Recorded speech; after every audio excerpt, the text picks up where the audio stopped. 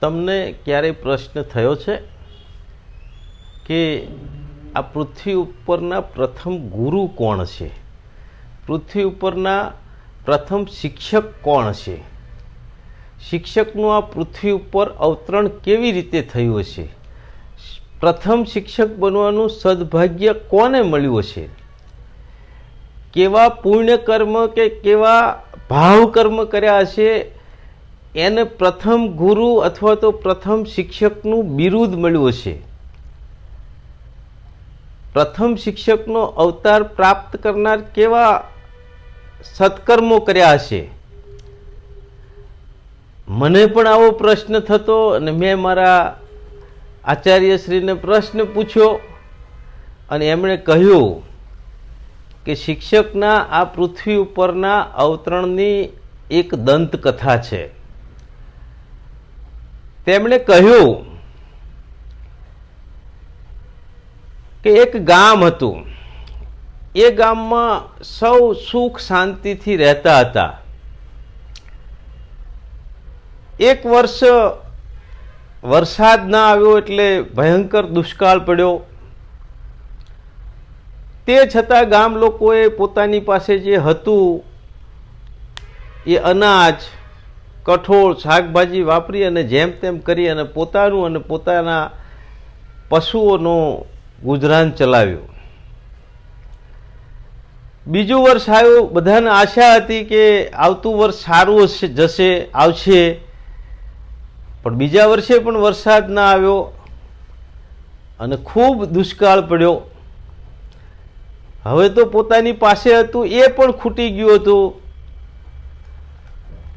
ગામના ઢોર ઢાંખર મરવા પડ્યા હતા અને ખાવા પીવાના પણ હાહા પડી ગયા હતા એવું કહીએ તો પણ ચાલે. ફરી પાછી બધાની આશા બંધાય કે આવતું વર્ષ કદાચ સારું જશે. ત્રીજા વર્ષે પણ ભયંકર દુષ્કાળ પડ્યો. હવે તો લોકોની સહનશક્તિની પણ હદ આવી રહી હતી. ઢોર ઢાંખર છે એ ભૂખે મરી રહ્યા હતા. પાણીની પણ સમસ્યા ઊભી થઈ હતી. લોકો માટે પાણી પીવાનું પણ નહોતું. ગામ લોકો નિરાધાર હતા. એ ગામની અંદર એક ખૂબ સજ્જન માણસ રહેતા હતા. પર દુઃખ ભંજન માણસ હતો. એનાથી બીજાનું દુઃખ જોયું નહોતું. એ સતત વિચારા કરે કે હું એવું તે શું કરું કે જેથી કરી અને મારા ગામની આ સમસ્યામાંથી, આ મુશ્કેલીમાંથી હું બહાર લાવી શકું. એમાં એક દિવસ એને સમાચાર મળે છે કે બાજુના ગામમાં એક મહાન સંત મહાત્મા આવી રહ્યા છે અને એમની પાસે કોઈ પણ સમસ્યા, કોઈ પણ પ્રશ્ન, કોઈ પણ મુશ્કેલી તમે રજૂ કરો તો એનું નિરાકરણ છે, એનો ઉકેલ છે. એ માણસ પગપાળા એ સંત મહાત્માને મળવા માટે જાય છે અને સંત મહાત્માને વંદન કરી અને પોતાના ગામની વિતક કથા, દર્દભરી કથા કહે છે. સંતને પણ લાગ્યું કે આ માણસ બીજાની પીડા જોઈ શકતો નથી, બીજાનું ભલું કેવી રીતે થાય એવું એ ઈચ્છી રહ્યો છે. અને સંતે તેને કહ્યું, મહાત્માજીએ કહ્યું કે નજીકના ભવિષ્યમાં દિવાળી આવે છે અને દિવાળીના 5 દિવસ દરમિયાન જો તમે તમારા ગામના જેટલા પણ ઘર છે ઘરે જઈ અને દીવો પ્રગટાવશો તો જરૂર ધીરે ધીરે ગામની પ્રગતિ થશે અને આ સમસ્યાનું નિરાકરણ થશે, ઉકેલ મળશે. આ માણસ પાસે તો કશું હતું નહીં.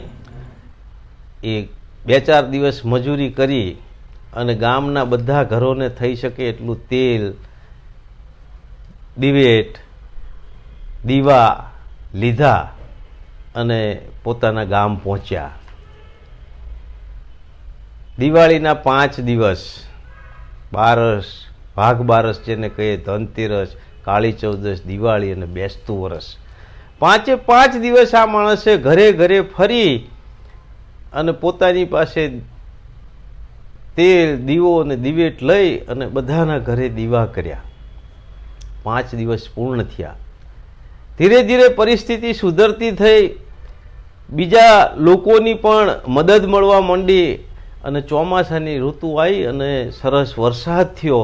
ફરી પાછો પાક થયો અને ગામની અંદર ખુશાલીનો માહોલ સર્જાણો.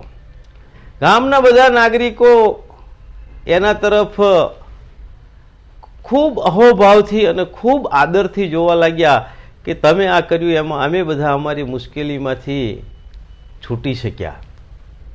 બીજી દિવાળી આવી તો બધાએ ધામધૂમથી ઉજવી, ઘરે ઘરે દીવા કર્યા. અને થોડાક વર્ષો થયા અને આ માણસનું અવસાન થયું. અવસાન થયા પછી ધર્મરાજાએ એમના પાપ પુણ્યના લેખાજોખા જોયા અને એમાં જોયું તો આ માણસે તો બહુ પુણ્યનું કામ, સત્કર્મ કર્યું છે કે એણે ગામના લોકોને મુશ્કેલીમાંથી ઉગાર્યા, ગામના લોકોને અંધકારમાંથી પ્રકાશ તરફ લઈ ગયા, ભયંકર દુષ્કાળમાંથી ગામને છોડાવ્યો. એમણે બોલાવીને કહ્યું કે તમારું તો સત્કર્મ બહુ જમા છે, તમને તો સ્વર્ગમાં મોકલવા જોઈએ, પણ ભગવાન સાથે થયેલ ચર્ચા મુજબ તમે એવું સત્કર્મ કર્યું છે કે બીજાના ઘરે પ્રકાશ પાથરવાનું કામ કર્યું છે, એટલે તમને પૃથ્વી ઉપર અવતાર આપવામાં આવે છે અને તમને ગુરુ તરીકેનો, શિક્ષક તરીકેનો અવતાર આપવામાં આવે છે. તમારે જઈ અને પ્રજાજનોને, લોકોને અક્ષર જ્ઞાન આપવાનું છે. અક્ષર જ્ઞાનની સાથે સાથે તમારે લોકોને શાસ્ત્રનું જ્ઞાન, વિદ્યાનું જ્ઞાન, જુદા જુદા ક્ષેત્રની કલા કારીગીરીનું જ્ઞાન, મંત્ર જ્ઞાનની સાથે સાથે તમારે વેદો અને ઉપનિષદોની પણ રચના કરી અને એનું પણ જ્ઞાન તમારે આપવાનું છે.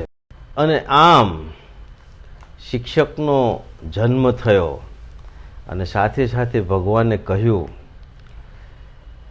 કે કોઈ માતા છે પોતાના બાળકને 5, 10, 25 મિનિટ માટે પણ સોંપતી નથી, પણ તમારી અંદર કોઈ પણ માતા એવો ભરોસો મૂકશે કે બાળક તમારી પાસે રહેશે, એના શિક્ષણ માટે થઈને, એના બાળકની પ્રગતિ માટે થઈને, બાળકના ભવિષ્ય માટે થઈ અને તમારી ઉપર સંપૂર્ણ ભરોસો મૂકશે.